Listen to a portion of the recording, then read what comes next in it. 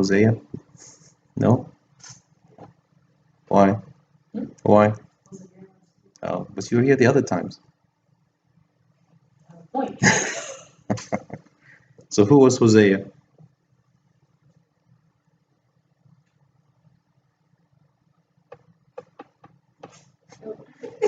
One of the minor prophets, and God told to marry someone that will be an adulteress.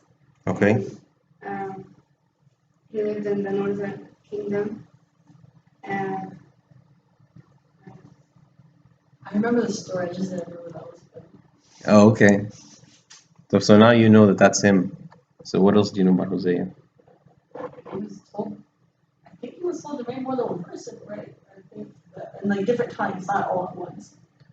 No, so that was one of the interpretations of some people on like Hosea chapter 3, where it like recounts the same things that happened in chapter 1. Yeah. Yeah, but no, we don't believe that it was a different person. We think it's the same. It's just a kind of retelling of the same story again. Yeah, and I remember that in high school as well, thoughts and interpretation, but I didn't remember. Yeah. Okay, good. Yeah, and so ever since really at the beginning when God begins this whole idea of Hosea marrying Gomer as a representation of what was to happen, he then uses this as the opportunity to begin to use Hosea to give a message to the people. And so at the beginning, the message was a lot related to the example of Hosea, the names of his kids, the kinds of things that God would tell him to do with his wife and so on, as an example of the relationship between God and the people. But now, as we've moved a little further on in the book, we don't hear so much about Gomer or his family or these kind of symbols. It's more about now Hosea has this platform that he's speaking to the people. What is it that God is commanding him to say? What is it that the judgments that are going to come? Okay, so as a review again, why is God angry with the people? What is it that they're doing? they were worshiping idols. Okay, and what was one of the famous idols that they would be worshiping? Baal. Do you remember what Baal means? Yeah, it means my master. Good. So, where did they get this idea of worshiping Baal from?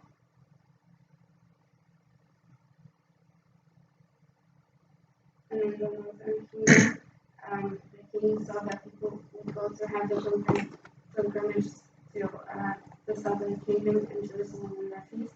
So he made the high places so that people wouldn't go and they would do it. Okay, good. So it was like for political reasons that Jeroboam, the first king of the northern kingdom, he didn't want people to go down to Judah and offer sacrifice. So he made his own altars, his own golden calves, his own high places of worship, so that the people would feel like they can just continue to worship where they are. Okay. And one of the major things we spoke about was the reasons that people were attracted to the idea of worshiping idols. What was the reason that they were attracted to worshiping idols in general?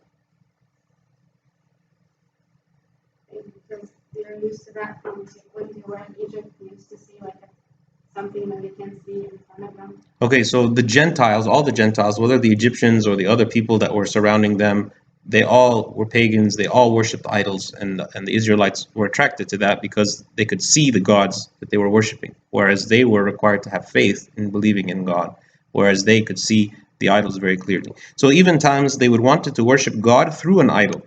Like they didn't, I mean, it wasn't necessarily always worshiping a different God. Sometimes they wanted to worship God, but they didn't feel comfortable just kind of doing what he's asked them to do. They want to make an image of him, which is where we get the difference between the first commandment and the second commandment.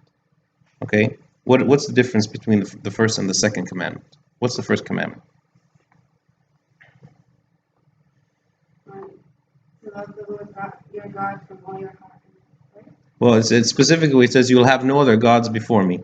Okay, so the first commandment is essentially saying only worship God. Okay, what's the second commandment say? Not to worship idols. Well, so it says you will make no image. Oh, Okay, so what is the difference? The difference is that in the first commandment, God is saying, I'm the only God, only worship me. The second one is saying, how is it that we will worship? We're going to worship God the way he asks us to worship, not by making these idols. Even if we make an idol and we say, you know what, this is representing God and we're worshiping it, that's not what God wants, right? So even though sometimes the people were trying to worship God, but they would even use vocabulary and terminology and things related to the pagan worship and the idols and so on, that they would like this would be rejected by God. Like he wouldn't want this. Okay. Some people use that to tell us that we shouldn't use icons. Right, because people believe, well, the people that criticize the idea of using icons is because they believe that we are worshiping the icon, or that we're worshiping the person in the icon. And the Protestant church, they have a difficult time like understanding what is the difference between veneration and worship. Okay, so for instance, when we look at the kind of honor that we give to the saints, actually, who is it that gave them honor? It's God Himself. Who is it that allowed, the shadow of, I always forget, the shadow of St. Peter or St. Paul to cure the sick? It was God. Who is the one who allowed the bones of Elisha to raise the dead? It was God. Who is the one who gave glory to all of the saints, the people that we venerate? It's God Himself. So when we venerate the saints, all we're doing is saying, just as God gave them glory, then we are recognizing the glory that was inherently given to them by God, and that we are wanting to imitate their life, and we respect them. And we acknowledge that their prayers are heard before God. So we ask them to pray for us. Okay? But from the outside, someone looking, not understanding, might think that, what we're doing when we're kissing icons and so on, they might imagine that this is worship. Because actually in other religions, like in Eastern religions, they might have an idol where they kiss the idol or they do things like that, where in the context of what they're doing, it's actually worship. Another difference, for instance, when we do matanyas, prostrations, right? We do prostrations for many reasons. When we prostrate in front of God, it might be as a sign of worship, right? But we also prostrate to the bishop. Does that mean that we're worshiping the bishop? No, because we're doing it as a sign of respect to him. Does that make sense? Yeah, that's what I mean. When you were saying that they weren't worshiping the idols, they were just worshiping him. This is what they thought. So this is the same thing that people would tell us. Like you're saying you're worshiping through them, and you're saying that you're not worshiping them. This is the same thing. Well, they weren't just worshiping through the idols, they were worshiping the idols. They believed that this idol was God. That's what the image means. It's like this is like a physical representation of God on the earth. And so they're worshiping it. Just like when Aaron made the golden calf at the bottom of the mountain, and he told them, "This is your God who brought you up out of the land of Egypt." He didn't say this is just like a symbol of your God, or you can worship God through this, which again, all of that wouldn't be right. But he said, "This is your God." So they wanted to believe that God was like physically manifest with them. Actually, this is true of us today. I mean, we want to feel God physically manifest, and actually, this is why oftentimes, sometimes, like some people will read into signs a lot. It's like everything's a sign. Everything that happens is a sign. Like, if I'm trying to make an important decision, then I ask God, God, help me make a decision. Give me a sign. And then we sometimes test God. We say, okay, I'm going to have this piece of paper, I'm going to throw it in the trash can. If I make it, then it's yes. And if I don't make it, it's no. Things like this that maybe some people do because they want to feel there's some kind of a direct physical manifestation of God telling us things. And in the Old Testament, there was a lot more of this. I mean, like, familiar with the Urim and the Thummim? Urim and Thummim. These were two things that Aaron, the high priest, wore on his shoulders. And they were actually kind of like, whenever Aaron would be making a decision and the people wanted to make a decision, they would ask God, and God would like, I don't know if it was like illuminate or do something with one or the other. One of them meant yes and the other one meant no. Okay? So God would use these as a way of communication with the people, right? But the people weren't satisfied with this. They wanted to see God physically, okay? Which is why idol worship was so attractive to them. So this has been really the thorn in the side of all of the people all throughout the Old Testament, is this idea of idol worship. And what ways even do they worship? I mean, these were not simply, worshiping where there's an idol and they're bowing down to it and that's it. They, like, for instance, had like prostitution and harlotry as a part of these worship ceremonies. If you remember a few chapters back, we talked about how in the pagan cultures, it was required that every single woman offer herself as a prostitute at least once in her life in the context of one of these like religious ceremonies, where any man would go and find her like in a temple and he would point out to her, and then they would like have intercourse together as part of this worship, right? So this idea of worshiping pagans was also a lot intertwined with like sensuality, right? So in both ways, it was an abomination to God, and he didn't want his children to fall into this, which is why he always warned them, don't get near the Gentiles, stay away from them, because you're going to learn all kinds of bad things. And if you even backtrack well before this, when the people were coming to enter in the promised land from the very beginning, and actually on many different occasions even after that. For instance, we read about this also in the example of King Saul. When God would tell the Israelites, go and attack your enemies and utterly wipe them out and destroy them. But we see many, many examples where they didn't fully destroy them, or they prematurely made a deal with them, or they destroyed some of them and kept some, or they didn't destroy their possessions, or many times this would happen. And the reason God wanted them to be, these enemies to be destroyed, is because he knew that if they remained, they would become a snare to Israel in the future. Okay? And as a result of them not destroying them, they remained, and sure enough, that's what happened. They began to be attracted by their forms of worship and intermarrying with them and so on, and it became a big problem for them. So really, Israel is suffering the consequences of their own sins here in many ways, because they're the ones who allowed themselves to be tempted by intermingling with these people and by looking at them as a model of what they wanted to be. Okay. Any other questions before we start? We haven't even started yet. So. Okay, so we're going to look at Hosea chapters 9 and 10.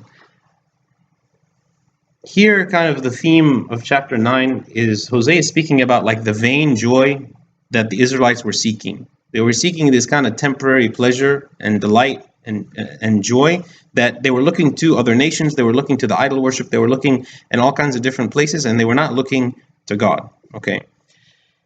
Verse 1, it says, do not rejoice, O Israel, with joy like other peoples, for you have played the harlot against your God. You have made love for hire on every threshing floor. The threshing floor and the winepress shall not feed them, and the new wine shall fail in her. Okay, so what does he mean? Why is he telling them you will not have joy like other peoples? Do not rejoice, O Israel, with joy like other peoples. First of all, how is it the other people were joyful?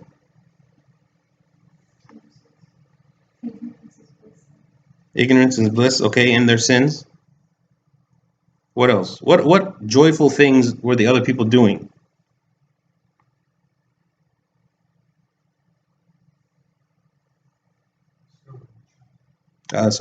Chapter 9. Hosea chapter 9.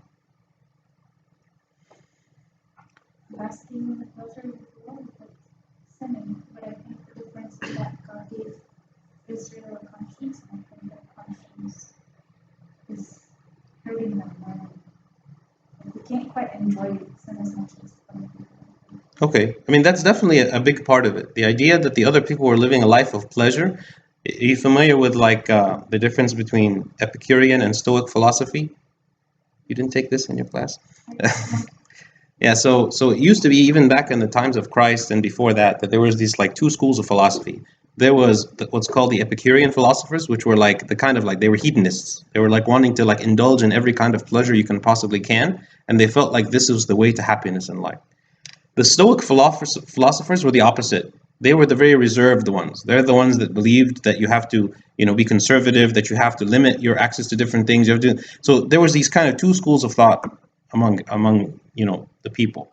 And so certainly this idea that, you can say that Christianity is definitely more on the Stoic side, and definitely like these people were on the Epicurean side. So the Israelites would always observe the other people around them having joyous feasts, because they were worshiping their gods. They were doing all these things. They're having these feasts, and because it was, again, they saw these physical idols, they were attracted to this. And so he said, "Was do not rejoice, O Israel, with joy like other people." Like the kind of joy that you're observing that they're doing is sinful. It's not right. Don't go after them. Whether it be like sinful actions, or whether it be even the religious ceremonies and things that they were doing. But sin looked attractive to them, and it looked harmless to them. Right? They didn't understand, like Eve as well. Like, when Eve was tempted by sin, she didn't understand the real consequences. And even when God had told her you would surely die, this was a foreign concept to her. She didn't understand what that meant. So often when we go after sin, we go to it naively. We go to it not understanding or realizing the real damage that's going to happen to me if I go and I partake in it. What is the threshing floor? In verse 2 it says what? The threshing floor and the winepress shall not feed them, and the new wine shall fail in her. What is the threshing floor? We hear actually about threshing floors a lot in the Bible. Why do weed out and eat something? Right. So whenever people will go harvest wheat, okay, there's the wheat, the actual edible wheat, and there's the chaff, which is the waste that you don't eat. So they would go to these places called threshing floors, and they would have like these things called threshing fans, and they would throw up like the combination of the wheat and the chaff together, and because their weights are different, the chaff is heavier than the wheat, or maybe it's the other way around. They would be separated, and like the chaff would fly away. Okay, I guess the wheat was heavier. The chaff would fly away, and what would remain is the wheat. Okay, so the threshing floor represents the place where they were making food, right? The place where like of sustenance, that God was providing them blessings so that they would have food. So here it's saying the threshing floor and the wine press shall not feed them, meaning there's going to be famine. Like the things you relied on for food are no longer going to provide you food, and the new wine shall fail. Okay, so this is again the consequences that is going to happen to them. We're in Hosea chapter 9. Verse 3. They shall not dwell in the Lord's land, but Ephraim shall return to Egypt and shall eat unclean things with Assyria. Okay, so what did we say? Who is Ephraim? The north. But specifically, what is Ephraim? Israel. So Ephraim was one of the tribes of the north, and so sometimes we refer to all of Israel as Ephraim. And what does it mean, shall return to Egypt? Right. So it's not physically returning, but it's like symbolically returning. So just as these people came up from exile and they were in the land of slavery and God brought them up, he's saying pretty much your entire history, everything about you is going to be destroyed and erased, and you're just going to go right back to being slaves again. I mean, it's a very depressing idea for these people that after God had chosen them and selected them and granted them freedom and promised them a place of their own and brought them there and allowed them to have victory over their enemies and established them and all these things, and yet after their disobedience, they were what? They reverted back again to being in exile. They reverted back again to being slaves, to being what intermixed with everyone else, and they were eradicated. So it's a very sobering idea that even though God chooses people and God chooses them for great things, and yet he honors our free will, that if we choose to disobey him and go against him and rebel, that he is not, he will not stop short of allowing us to destroy ourselves, that this is their own doing. Okay. Again, this is another example of the kind of the doctrine of eternal security that some churches teach, where once you're saved, you're always saved. These people were in the hand of God. These people were taken by God out of this place, and yet at the end, God punished them for their sins after many, many, many hundreds of years of warning, and yet they did not return. They shall not offer wine offerings to the Lord, nor shall their sacrifices be pleasing to him. It shall be like bread of mourners to them. All who eat it shall be defiled, for their bread shall be for their own life. It shall not come into the house of the Lord. Okay, so he's saying when the people were in their own land, right? When the Israelites were in their own land, they had the choice to obey God. They had the choice to offer right sacrifices to God. They had all these choices, okay? And yet they didn't do it. They disobeyed God, okay? So now when they're in exile, they won't even have anything to offer him at all.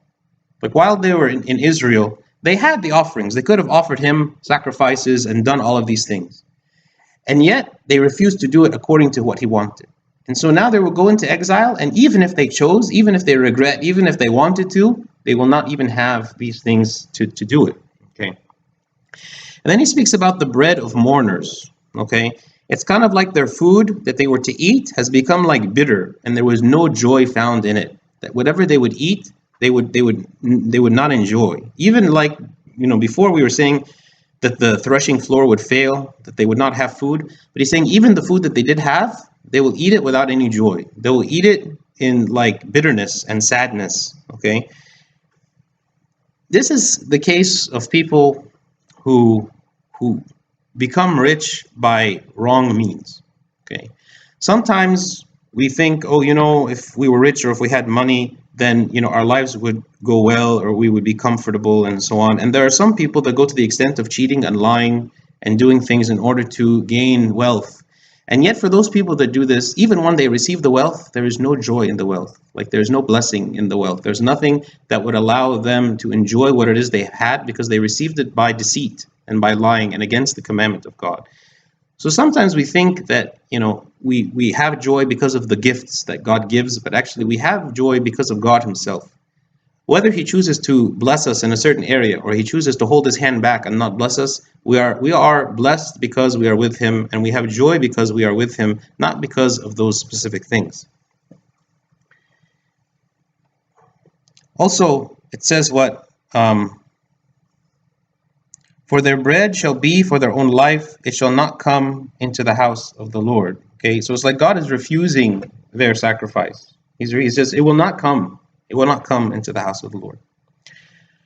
What will you do in the appointed day and in the day of the feast of the Lord? Okay, so again, he's saying, when you're in exile now, think about you're in exile. What are you going to do when it's a feast day? What are you going to do when it's time for you to offer a feast? He says you're not going to have anything to do. You don't have anything to offer on the feast. You don't have a way to celebrate the feast. You don't have anything. You don't have the temple to offer sacrifices to God. So in what way are you going to celebrate the feast? He's like asking them. He's asking them to kind of think clearly, to wake up and think soberly. Have you thought through what you're doing? That once you go through this is not like a small thing that's going to happen to you. You're not going to even have available to you the ability to practice your religion at all. For indeed they are gone because of destruction. Egypt shall gather them up, Memphis shall bury them. Nettles shall possess their valuables of silver, thorns shall be in their nets. Okay, so these are all ways that God is demonstrating how the people are going to become desolate. Okay, he says they are gone because of destruction. Then he says, first, Egypt shall gather them up. Okay, Memphis shall bury them. What is Memphis? This is Memphis, Tennessee. It's in Egypt. What was it at the time? The capital. Right, it was the capital of Egypt at the time. So he says what? Memphis shall bury them. Okay, it's like even if the people were to go into, to be protected from the people of Egypt, because one of the when the Assyrians were coming to want to destroy the Israel, they went into these other nations asking for help. Okay, so he's saying even if you were to go to Egypt and ask for help, you will die there. Like, you will be buried there. You will still have no future. You will still have no nation. No matter where you go, you can't escape the judgment that is coming upon you. Okay, what are nettles? Nettles shall possess their valuables of silver. So nettles are like this plant. It's like this jaggedy plant that can sting. So it's like a sign that, it's like the wilderness. Like, again, like the imagery is, you're no longer safe behind your cities and your city walls and your fortresses protected, but you are like among now the wilderness. The plants are going to be overgrown on you. You're not going to have any protection from anything, and they're going to come and destroy you. They're going to possess your valuables of silver. Normally, your silver would be what? In your home, protected, right? You're not going to just throw it out on the road. But he's saying this is imagery to show how destroyed they were going to be. That even the things you try to protect the most in the inner part of your house that's locked away is now going to be overgrown with nettles and plants, because your whole nation is going to turn into a wilderness. Yeah.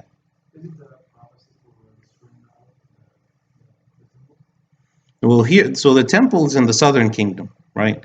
Hosea is a prophet for the northern kingdom.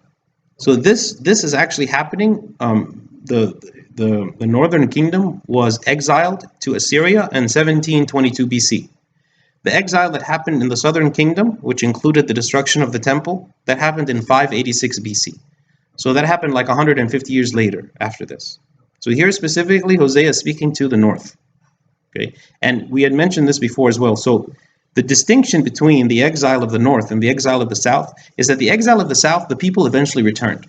They were in exile for 70 years, and then they returned back. They rebuilt the temple. They rebuilt the city and the walls and everything, right? And that's why we currently have Jews today. We know of Jews. And they live in Israel and they live in other places, right? The people to the north, they went to exile. They were completely scattered and never returned back again. So those 10 tribes of Israel that were living in the north, we have no record of them. They disappeared. Okay. So this is a very severe punishment now that's happening to the north, because there's no hope of return. And also it says thorns shall be in their tents. Again, the idea that your tent, your home, is now going to be overgrown with thorns, and you won't have any comfort or security. Okay. Now he speaks in the next few verses about the days of punishment, like having arrived. Okay, that now the days of punishment are come. Okay, he says, the days of punishment have come, the days of recompense have come. Israel knows. The prophet is a fool, the spiritual man is insane, because of the greatness of your iniquity and great enmity.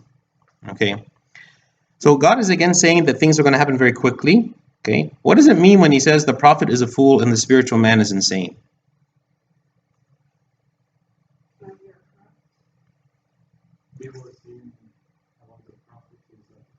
Yes, they were saying about him, about the prophet. Because Hosea is a prophet, and Hosea is coming to tell them this message. Why is it that the people were not accepting the message? Because they considered the prophet to be a fool, an insane man. They didn't believe in him. This is very clear if you read the book of Jeremiah. The book of Jeremiah, he's preaching now to the southern kingdom. But he, for years and years and years, from his childhood, he has been prepared and preaching this message, okay, of the destruction that's going to come. And there were opportunities for repentance, and there were opportunities to avoid what was going to happen to them. And God told them, okay, and yet none of the people were willing to accept the message of Jeremiah. They put him into prison, they beat him, they did all these things to him because they did not want to believe that what he was saying was true. And instead they would go to what? The false prophets. The false prophets would be the ones that come, and the king summons him and he says, come and tell me what is to happen. And he tells them all the nicest, most wonderful things, and the king feels comfortable. So sometimes we are complacent, and sometimes we want to attack those who come and tell us the truth. Sometimes God sends us people who tell us the truth, and we don't want to listen to them. We want to imagine that what they're saying is not true, and that we have all the time in the world to fix or correct whatever problems that we have, or that maybe I even have no problems. I'm just willing to live my life this way, and God is going to have mercy. God understands. I'm not doing anything wrong. And yet in the end, God shows that even his own people, that he, in a very physical and a very obvious way, an entire nation of people he destroyed. He destroyed them because they didn't want to turn from their sin. The watchman of Ephraim is with my God, but the prophet is a fowler's snare in all his ways, enmity in the house of his God. Okay, so this is again speaking about the false prophet. So the false prophet is seeking to gain favor by telling the people what they want to hear. Okay, and they're a snare to the people, because even though the people accept them as being good because they tell them what they want to hear, but they are actually a snare, right? The fowler's snare is like the one who like trains the birds. So he has like a trap that traps the birds. Okay, so he's saying that these false prophets are like those who trap the people because they don't allow them to escape the wrath of God. That God is coming to rebuke them, and these prophets are not doing what they have been ordained to do. They have been ordained to speak the words of God, not their own words. And this is very important for us as well, because we are called to speak the words of God. When someone asks me a question, how is it that God is going to use us as the salt of the earth and the light of the world? In what way does that happen? It happens through many ways. But one way that it happens is because I'm put in an awkward situation where someone is, doing something or has a certain lifestyle that is against the commandments of God, and I'm put on the spot in some way or the other to tell them what I believe about it. And we squirm and we do this and we try to avoid it and we try not to answer because we know they will be offended and then. Okay. So in the end, what is it that God is asking us to do? Is he asking us to give our own answer? Or is he saying, no, you are my children and you will give the answer that I have placed in you, what I have told you. We learn from him so that we can give the right answer on that day that we are tested. And this is how God wants to use us as the salt of the earth, because he wants us to rebuke. One of the things that we do is not just comfort, not just show love. It is love, actually. When we rebuke, this is love. But sometimes love is a harsh kind of love. It's not a love that, pats on the back. It's a love that rebukes and chastises what is it that other people are doing. So sometimes we're placed in that position, just like Hosea, or just like Jeremiah, or just like other people. There was one time, actually, one of the verses in Jeremiah where it speaks about how Jeremiah was so tired of speaking the truth because of all the consequences that was going to happen to him. So he decided in himself that he was going to remain quiet and not say anything. And when he decided to do this, he's like he couldn't bear to have all of this inside of himself, to know that destruction was going to come on the people and just stay silent. This is like an evangelist's heart, like someone who has this heart who cannot remain quiet and must say and must tell everyone else what is it that the truth is, because they will be judged, and they will be judged, and I will be judged. I will be judged as well. Yeah.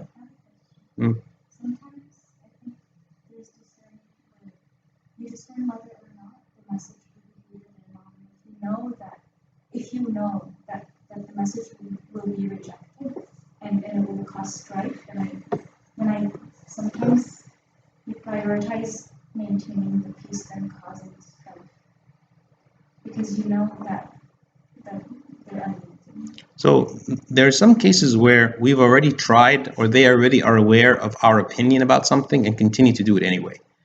If that's the case, then I would say there's no point in keeping repeating it again and again, because it's just going to cause agitation.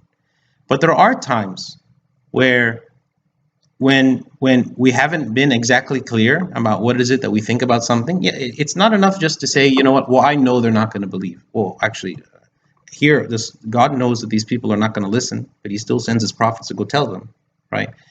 Whether it be for the person themselves or other people listening, or somehow in some indirect way, we are called to, when it is appropriate, to give our direct opinion. Now, that doesn't mean I'm going to go around to everyone in the street and tell them, here's what I think you're doing, and so on. But there are times when I'm questioned.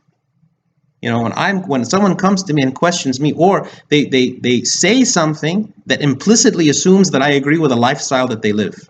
And at that point, it is up to me, especially if people know that I'm a Christian. Because if I say nothing, if I don't defend or rebuke what it is that they're doing, then they're going to assume that my belief system is compatible with their actions and their behavior. And it's not. So yes, there will be times where I am put on the spot. There will be times where I am in awkward situations and I am rejected and I might be insulted and I might have, but actually, if you look at the whole history of the church and the whole history of, in the Bible, I mean, this is what the apostles did. This is what the saints did. This is what everyone did. How come now in our time is the first time where we can say, no, I'm not going to do it? Because, and what are the ramifications exactly? Those people, like, they were in prison and killed for speaking their mind. We are just like socially ostracized. That's it. So if we can't handle that little social awkwardness, I mean, where are we compared to them? We have to stop making all these excuses about, oh, I'm going to offend. Okay, man, you're going to offend. What's the worst that can happen? Or maybe, without even my understanding, maybe God is going to use that somehow. Even if that rebuke doesn't cause a change, then maybe it'll happen 10 years later. We don't know. We don't know.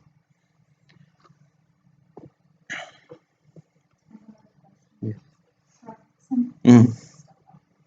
Prophets in verse 7 is talking about false prophets. But in verse 8 he's talking about, verse 7 is talking about the actual prophecy being received as fools. But in verse 8 he's talking about The false prophets. the false prophets. Yeah. So neither are No, he's saying in verse 7, the people are rejecting the prophet. The people are saying the prophet is a fool. The real prophet, they're saying about him, he is a fool. Okay? But then he's saying about in verse 8, the false prophets, it's not talking about the people rejecting them. It's saying that they are a snare to the people. Like, they are a burden on the people because they're not telling the people the truth. And this is actually what was happening even with Jeremiah, is he was the only one. He was the only one saying the truth, and none of the other prophets were. Okay? So many of the other prophets were false prophets. So of course, when you hear like all these different messages, the people are going to go with the message that they want to hear. See, in Jeremiah 6:14, it says what? They have also healed the hurt of my people slightly, saying, peace, peace, when there is no peace. Right? So Jeremiah is saying, he's accusing the other false prophets, and he's saying they are trying to what? Heal the hurt of my people. Meaning they see that the people are upset about this message of destruction and about this message that they're going to be sent into exile and all these things. So what are these false prophets doing? They're trying to heal the hurt. They're trying to comfort the people by saying, peace, peace. Okay? But when Jeremiah is saying, when there is no peace. Like, you can't just go tell people what they want to hear so they're comforted, when in reality there is no peace. Jeremiah 6:14. They are deeply corrupted, as in the days of Gibeah. He will remember their iniquity. He will punish their sins. Okay. What is this days of Gibeah? Okay, he's referring to the corruption as in the days of Gibeah, and he will remember their iniquity and punish their sins. There was this event that happened in the city of Gibeah, which was in the land of Benjamin, okay, the tribe of Benjamin, where there was this woman this man had a concubine, okay, and he traveled with her to Gibeah. And this woman, this concubine, she was raped, okay, while she was in Gibeah by another Israelite, okay. When this happened, the man became so upset, and she was killed. She was raped and killed.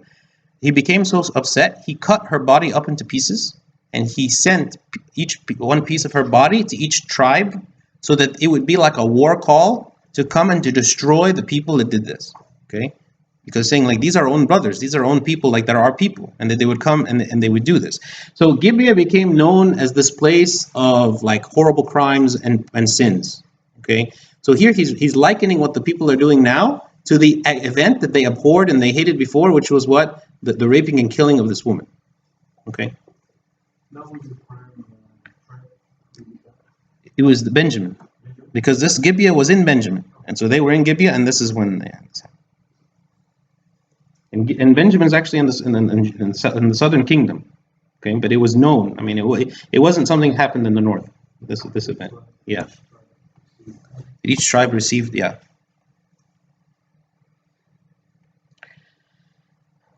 I found Israel like grapes in the wilderness. I saw your fathers as the first fruits on the fig tree in its first season. But they went to Baal Peor and separated themselves to that shame. They became an abomination like the thing that they loved. Okay. So the ancestors, okay, of the Israelites, they were faithful to God. Okay. He said, I saw your fathers as the first fruits on the fig tree in its season. Okay. And he's saying, I found like grapes in the wilderness. So like in the wilderness, you don't expect something good to grow. But he's saying, I saw your fathers, your ancestors, the people that came before you, they were first fruits. They were good. They had something good, even though they were surrounded by destruction all around, but they themselves were good. Okay? Then in the next part, but they went to Baal Peor and separated themselves to that shame. They became an abomination like the thing that they loved. Okay? Baal Peor literally means the master of abomination. Remember, we said Baal means my master, and Peor means abomination.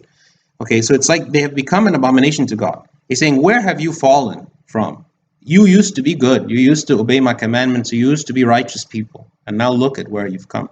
I mean, these people came from Abraham, Isaac, and Jacob. They came from Joseph. They came from all of these righteous people that came at the beginning. And they still, reference themselves with them. Even in the New Testament, the Pharisees, who were corrupted, okay, who were wicked, they kept saying, you know what, well, we're the children of Abraham. We're good because we're the children of Abraham. It's not by your DNA, okay, it's by your actions. And this is what he was saying here. He's saying, just because your ancestors were good doesn't mean you are good. And look how far you have fallen from where they were. As for Ephraim, their glory shall fly away like a bird, no birth, no pregnancy, no conception. Though they bring up their children, yet I will bereave them to the last man. Yes, woe to them when I depart from them. Okay, so what is he saying? Israel was their home, and while they were in their home, they could give birth to children, right? Okay, and raise them. And they could raise them and teach them their religion, teach them about God, teach them all of these things, okay? But when they go to exile, they will not have any permanent stability or any home or any place to have those children. So when he says no birth, no pregnancy, no conception, there will be no place for them to raise their children, to continue their lineage, to teach them about God or anything. This is why when they went into exile, they were destroyed. Not just destroyed physically, but just their whole way of life, their whole culture, their religion, everything about that was destroyed. Okay, so it's like they're going to go live like a bird without a nest. Okay, when it says their glory shall fly away like a bird requires there to be a nest. And in that safety of the nest is where the bird will raise her young. And this is why actually God created the family. The family is like the most important unit, okay, in the church and among all the believers, because the family is the place where we learn. The family is the place of stability, right? The family is the place where we can fall and get up and make mistakes and learn and be disciplined, so that we become old, we have our own families, and we continue this process. This is why family is very important. And this is why the devil is attacking the family. I mean, he's attacking the family in so many ways. For some people, he's telling them, you know what, you don't need to get married because marriage is too hard. Just be single and you'll be fine. Other people, he's saying, okay, you can be married, but don't have kids, because having kids is too much of a burden and it's expensive and all these things, so don't have kids. So other people, he's saying, you know what, well, men can marry men and women can marry women. The other place, he's saying, well, we can just live together outside of marriage and that's all. All of these, aberrations of relationship is all based on selfish reasons. What is it that can make me happy? What is it that can bring me something that I want? physical pleasure, freedom from responsibility, more money in my pocket. All these things, all these reasons why we avoid family life is selfish. They're selfish because they're always thinking about what's best for me. The reason God wants family is not because of me, it's because of him. It's because of what can we accomplish in a family that we cannot accomplish in any other way. Okay? This is why he gives this analogy. The reason that the people were so successful and it was so necessary for them to remain as one people is because this was the nest. This is the place where the people could be taught what is it that they need. How is it to raise these children in the fear of God? And now when they would depart, not only do they lose their property, not only do they lose their money, they lose their freedom, but they also lose their whole culture. They lose the ability to raise their children. So that even if they were to have children, when they're in captivity, but what are they going to teach them? Those children are going to grow up and become like the Gentiles. Okay, and sure enough, that's what happened. Just as I saw Ephraim like Tyre planted in a pleasant place, so Ephraim will bring out his children to the murderer. Give them, O Lord, what you will give. Give them a miscarrying womb and dry breasts. Okay, he's comparing Ephraim to Tyre. Okay, Tyre is a city where they would offer child sacrifices. Okay, they would offer child sacrifices. Tyre is not part of Israel. Okay, Tyre is like a Gentile city. But they would offer child sacrifices. So when he's saying what? So Ephraim will bring out his children to the murderer. Okay, it's like an analogy of what Ephraim is doing. Israel, what they're doing. It's kind of like they're going to sacrifice their kids. They're allowing their kids to suffer all of this. Okay, and he says, what will you give them? A miscarrying womb and dry breast. Like their punishment will be barrenness. Their punishment will be that they will not even be able to bring forth kids. And whether you interpret it in a physical way, meaning that they will not be able to have kids, or whether you interpret it like we were saying before, like they will be able to have kids, but they will not be able to teach the kids. And so essentially they're destroying them. When we raise our kids in an environment that is far from God, then we are destroying them. We are implanting in them, we are ingraining in them from a young age that God is not important, and that we don't need to go to church, and we don't need to pray every day, and we don't need to read the Bible, and we can do whatever we want. This implants in the minds of our children these wrong notions. This is, again, why family is so important. Okay, and this is in a symbolic sense could be taken like a child sacrifice. We're bringing the children to the murder when we raise them in the wrong way. We have to be very careful when we have kids, because when we have them, we're making a vow to God and saying, these are in my care. And I will deliver them to you, holy and righteous, just as you have delivered them to me, innocent. Right? God gives us our kids when they're completely innocent and sinless and free from blemish. And then at the end, when they grow up, how is it that we deliver these kids back to him? It doesn't mean that we're responsible for everything that the kids do. They have their own free will, they can make wrong choices and so on. But my responsibility is to raise them as much as it is in my ability as a parent to do. In the books of Samuel, God rebukes Eli the prophet because of his children who are priests, Hophni and Phinehas, because they were eating of the sacrifices, they were having sexual relationships with the people that would be coming. And he rebuked Eli and removed him from his position because he said, what? Because you did not teach your children. You did not rebuke them. Even though Eli himself didn't approve of what they were doing. And Eli, told them, don't do this, this is wrong. But he didn't do enough. He didn't do enough to actually teach them, to stop them from doing this. And so God rebuked him and removed him from his place. And then finally, in the last part of this chapter, they will be driven out. Okay, they will be driven out of their land. All their wickedness is in Gilgal. For there I hated them. Because of the evil of their deeds, I will drive them from my house. I will love them no more. All their princes are rebellious. Okay, Gilgal was a center of worship, places where there was a lot of idol worship going on. That's why he's saying all their wickedness is in Gilgal. And when he says, I hated them, it's like that's where he hates all their actions. He hates all that they're doing, all of this offering to idols and religious practices that they have adopted. He hates that.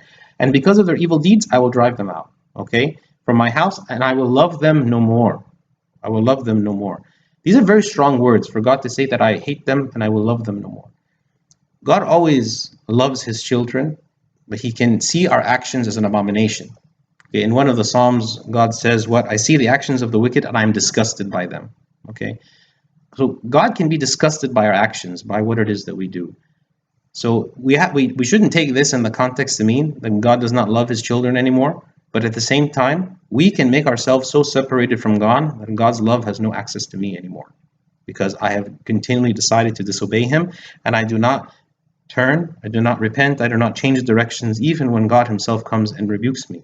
So my love for God draws cold, in which case God cannot come and do anything with me. Ephraim is stricken, their root is dried up, they shall bear no fruit. Yes, were they to bear children, I would kill the darlings of their womb. My God will cast them away because they did not obey him, and they shall be wanderers among the nations. Okay. So again, God is emphasizing the punishments of being in exile, and they would have no permanent home for themselves. And he's saying even to say, I would kill the darlings of their womb. One thing we have to understand when we read the Old Testament, because a lot of times people read the Old Testament and become offended by God. And how can God say that he's going to kill their babies? This isn't meant to be literal. Okay, this is not meant to be literal. So many things in the Old Testament are symbolic, and we can understand them in a spiritual way.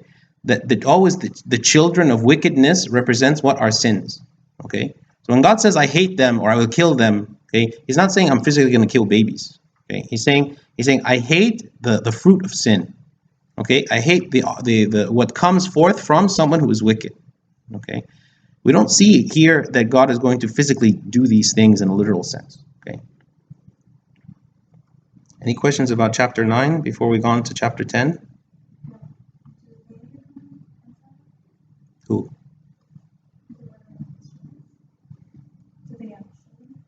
Not necessarily.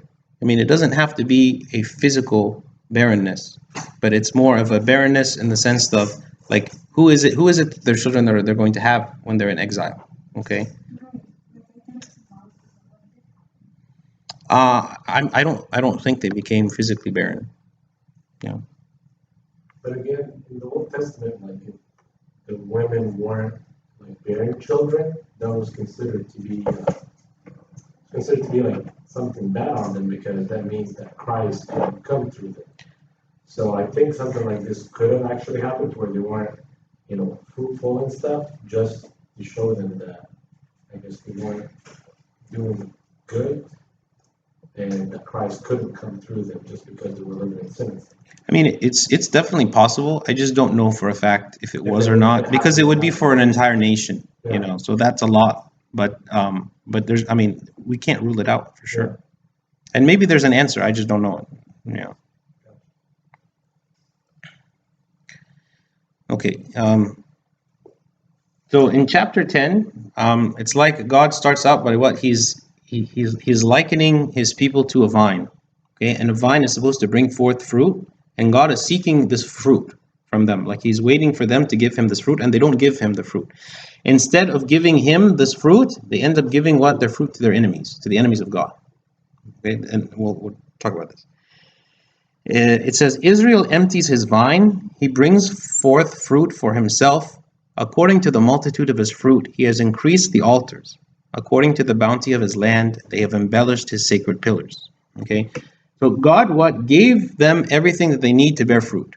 Okay, God gave them the means of worshiping him. He gave them knowledge. He gave them the prophets. He gave them a land to worship in and the temple and everything. Okay, he gave them everything so that they would bear fruit. But instead, they took all the things that God had created, and instead of using it to worship God, instead of giving it back to him as like the first fruits, instead they give it to the idols. Okay, and instead of coming to God and seeking comfort from him, instead of seeking help from him over their enemies, they would go to other nations. So in every way that God who created them and gave them good things, they are now going after others. And this goes back to what we read in chapter 1, where Hosea marries Gomer and she betrays him, right? This is all the betrayal happening. And that God, even though he gives me my body, he gives me my mind, he gives me my family, he gives me my position, he gives me my job, he gives me my money, he gives me everything. And yet how often do we use these very gifts that God has given us to sin against him? Okay. Foremost, of course, is our body. When we sin against God with our body, this is a gift that God has given us, and he wants us to bear fruit and return him the fruit instead of wasting it on ourselves or others. Okay.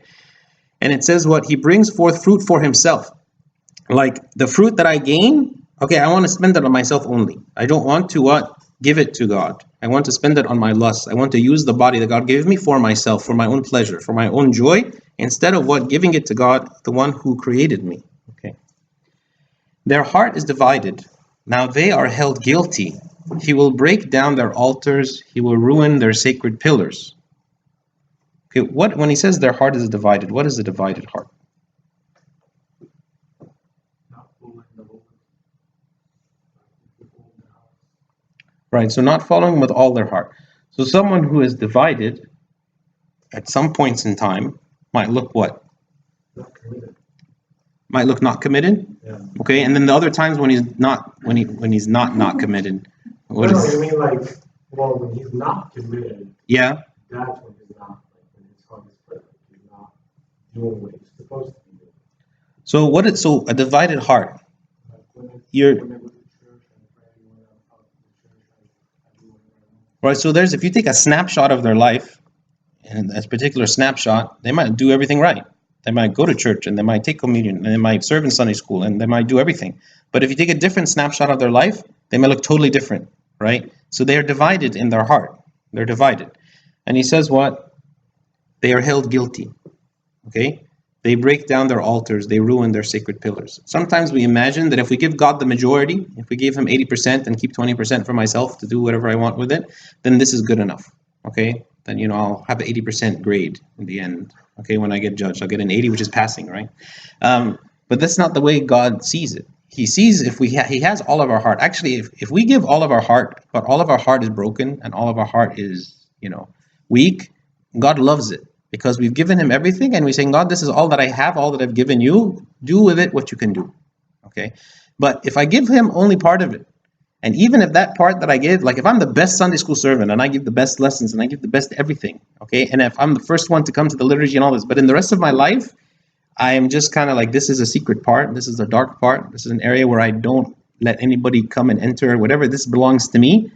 Then no, God is going to see us as what? Being divided. We are not sincere in what we do. We are just trying to what? Maybe impress in this area or impress in this area or do something like we're not doing it sincerely with sincerity. For now they say we have no king because we did not fear the Lord.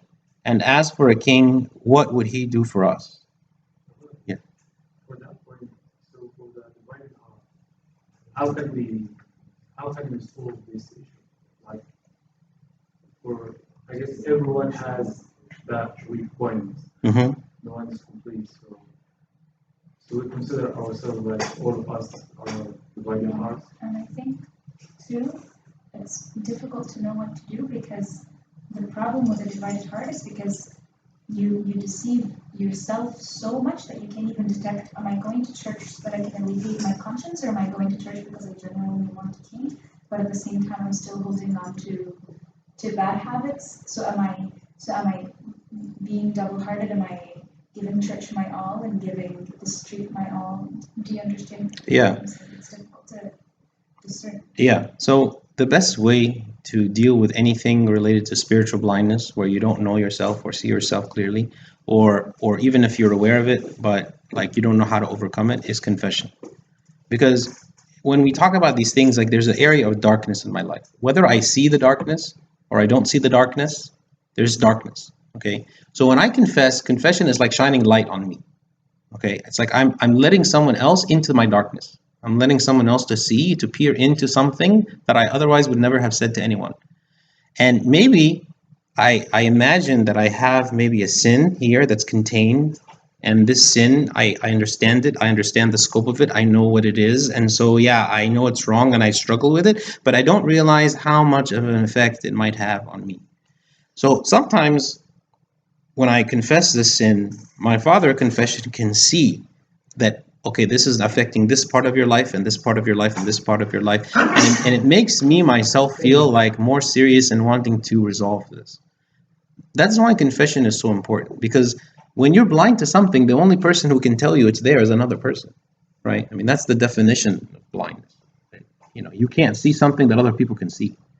So confession is very important, because also the person is who can see objectively something might be able to give you some practical things you can do to resolve it or to help it or to fix it. And just the fact that you feel accountable to this person, that you're going to come again to him and you're going to tell your Father confession next time this happens, and the third and the fourth and the 10,000th time that it happens, then you know that, like, even if it takes a long time because it's a weakness, it's something, it's a bad habit or whatever it is, that there will be an end to it, because you're not going to give up on it. You're going to keep fighting it until it's gone. This is the best way to deal with the divided heart. For now they say, we have no king because we did not fear the Lord. And as for a king, what would he do for us? If you remember, how is it that the people began to have kings? How is it that the people of Israel had a king? Did they always have kings? No, not before Samuel. Right, Saul was the first king. Okay, and how did he become king?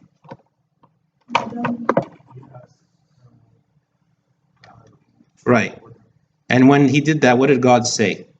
He said they refused him. Right. Right. So he told Samuel, they're not rejecting you, they're rejecting me. Right? So God was the king all along.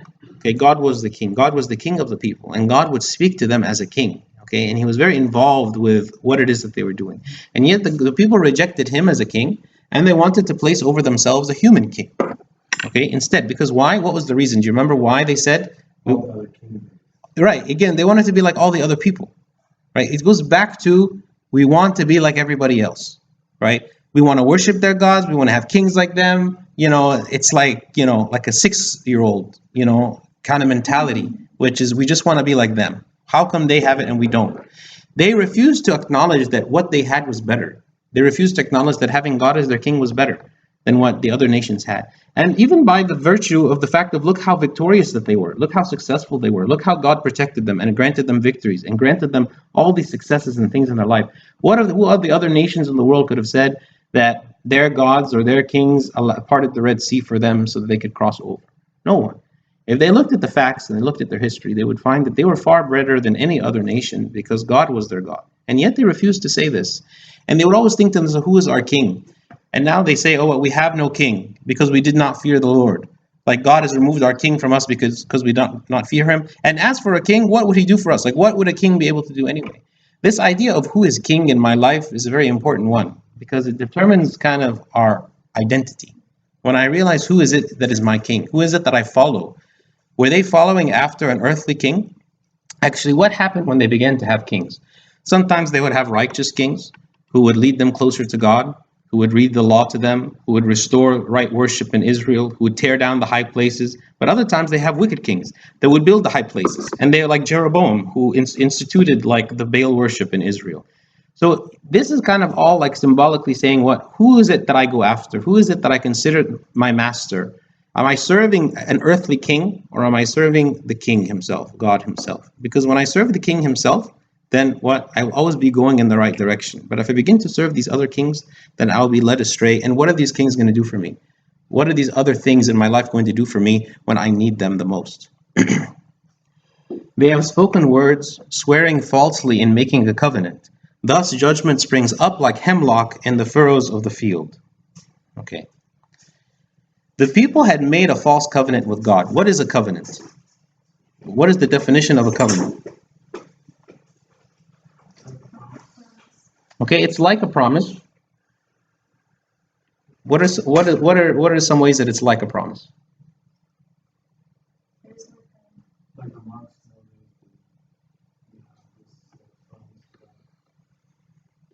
They make a vow. They make a vow to God, right? So when when a monk is ordained a monk, he makes a vow, right? When a priest is ordained a priest, he makes a vow. Okay, and we can make vows, okay, where we are promising to do something. Okay. You never break it. Okay, each party has a part. Each party has a part. Each side has a part or party. I don't know. This is an important aspect of a covenant. The covenant also, when you ever read about a covenant in the Old Testament, it's always based on God who is greater versus the people who are less. This is an important part of a covenant. For instance, God made a covenant with Noah saying what? He's not going to flood the earth. But in return, Noah was going to do what? Well, he's going to offer sacrifice, but I mean, in general, Noah's going to obey the commandments of God. Okay? Anytime God makes a covenant, there's always something God is expecting in return. And the thing that God does, only God can do. Like, the thing God does in a covenant cannot be done by man. Okay? Because God is saying, I will give you something that no one else can give you, but you have to do your part. And the part that God asks us to do is always attainable by man. It's always something far, far less. And God always provides protection for his people, and God and the people are always required to what? Obey God. Okay. So they have what, when it says swearing falsely and making a covenant, the people accepted the protection of God, the people accepted the providence of God, the people accepted that God would be their king and all these things that God would give them. But then when it came to their part, saying, okay, now we're going to obey his commands, they didn't do it.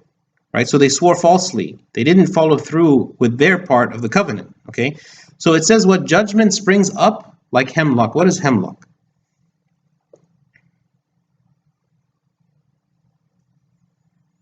Hemlock is a kind of a poison. Okay. Hemlock is a kind of a poison. And what are the furrows of the field? What is that? What is a furrow?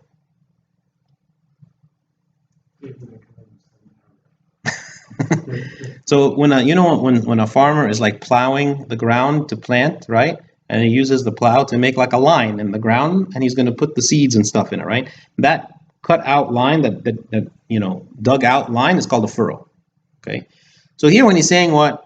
Judgment springs up like hemlock in the furrows, meaning what? That you're expecting that the ground is going to yield fruit, is going to yield plants, is going to read something good, and now instead of it, you're getting these poisonous plants. You're getting poison. So the people in their ignorance, okay, they always were thinking in their mind like, okay, nothing's going to change. Everything's going to keep happening. Good. Nothing's going to happen bad to us because we are the people of God and we've been here for 1,000 years and everything is great. And so here what God is saying is like, now your furrows, your fields are going to bring up what? Poison. They're not going to have food for you anymore. Okay. And again, take this in a symbolic sense. It doesn't necessarily mean that literally hemlock the plant grew up in the furrows of their fields.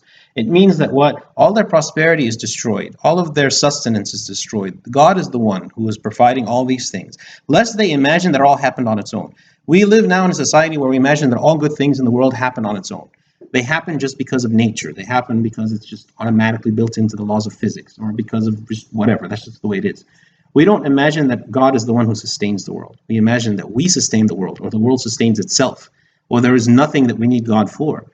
And we begin to reject God. And you say, you know what? We don't need God anymore because, well, we understand how the world works. We understand how, all these things work and how life works and so on. So we don't need God for life. We don't need God for food. We don't need God for anything. And so this is like this. We begin to imagine that everything will continue to run, and yet one day will come where it will cease to run because we realize that God was the one behind it all along.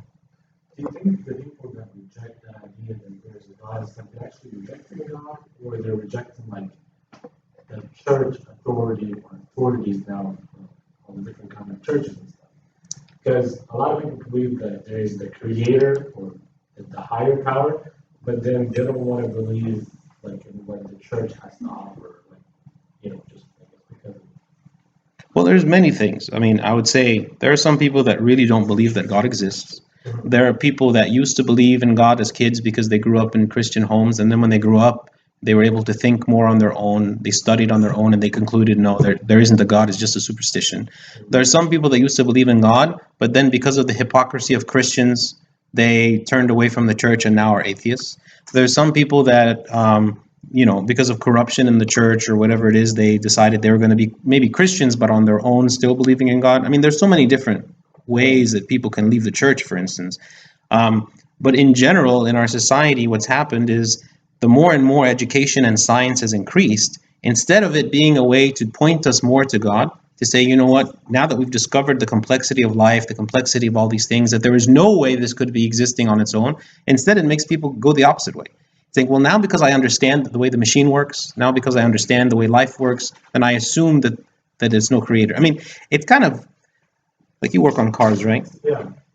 So imagine okay, I don't know anything about how a car works. Okay. Okay, so when I look at a car, I was like, wow, this is cool. I don't know how I press the thing and it moves and I don't know anything. So if I were to go to school and study, to be a mechanic and to learn all the ins and outs of how a car works, you wouldn't imagine that after that, I would then conclude that no one created the car. Right? Like that's how ridiculous it is. Like to imagine that because I now know how the car works, that I assume that it just kind of formed on its own without anyone doing it. No, it should be the opposite. When I study how a car works, I should have more admiration for the creator because of how difficult it was to make it work so seamlessly that I never even had to understand how it worked and it just worked. That's why Like when it says what? The heavens declare the glory of God. Okay, like God is wanting us to look at the creation. Okay, God is wanting to look at the creation that he made and say, because this creation exists, there is no way we can ever deny the existence of God. But the opposite has happened. What's happened is people can now write textbooks about all these laws of physics and all these laws of nature and all these laws of this and that, and we can teach them in our schools and we can be all happy with ourselves because we understand them. But at the same time, we say, well, what, because we understand all these details, I assume there is no creator. Nobody created the world because I simply understand his creation a lot better than I used to. And that's the problem. I mean, that's the problem with this. And that's why many people leave the church. And that's why many people leave God in general, because God is not rational to them. Not rational in the way they want. When we study something, we are the ones looking at it in the microscope. And so we are in total control of it. And we look at it from the top and we understand it. And we are higher beings than the things that we study. When I study like a multicellular organism, I'm better than the organism. So I can study it. But God is not, we are not better than God. But we try to put God up to a microscope, and he's too humongous for us to even look at him, because that's the means that which I have become accustomed to studying things, as though I am the greater and it is the lesser. So when I begin to study God using the scientific rules and principles that we've developed, it doesn't work, because he is the one that's greater. He is the one who can decide whether he wants to reveal himself to me or not. I don't know if I've told you guys this analogy, but I like it, and I think it encompasses like the whole thing. Imagine you have a person in the room, and the room is closed with no windows or doors or anything, okay? And you are standing on the outside, and you have been told, prove whether there is a person inside the room or not. And you're not allowed to look inside or have cameras or anything like that, okay? What are you going to do? I mean, you might knock on the door from the outside and ask someone, or knock on the wall and ask, is there anyone in there? And whether there's a person in there or not, you can't conclude, because in the end, the person has a mind, and the person can choose whether he wants to respond to you or not respond to you, okay? People try to study God as though he's an organism or he's like some kind of physical law of nature. But God is a person and he has a mind. So the means by which people try to discover him and they don't find him and they conclude that he doesn't exist, well, that's because God didn't want to reveal himself that way. But God has told us in the Bible how he would reveal himself, how he would communicate with us. But people are not willing to obey the commands of God so that then they can find him. Instead, they try to study God on their own terms with their own scientific principles as though in a microscope. And when they can't see him and they can't find him, they conclude he doesn't exist. So it's a completely different way. You have to acknowledge that if a God exists, that God is greater than you. If a God exists, then you have to obey his rules on his terms, not the other way around. But the people that claim to be trying to search for God, they're expecting that God is going to fit into their box, fit into their little scientific principles, and that's going to be the way God works. And that's not true. Yeah.